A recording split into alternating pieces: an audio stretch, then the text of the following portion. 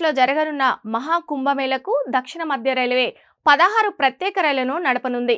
ఆ రైళ్ల రాకపోకలకు సంబంధించిన టైం టేబుల్ను శుక్రవారం విడుదల చేశారు.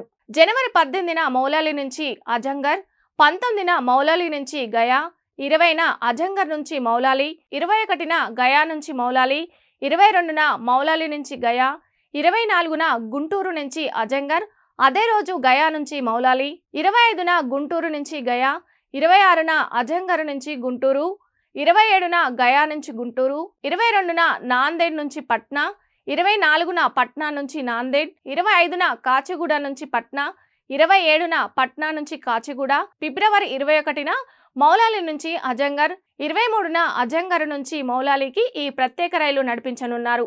గుంటూరు నుంచి బయలుదేరే ప్రత్యేక రైళ్లు విజయవాడ, ఖమ్మం, వరంగల్, రామగుండం, మంచిర్యాల, సిర్పూర్, కాగజ్ నగర్ స్టేషన్లలో ఆగుతాయి.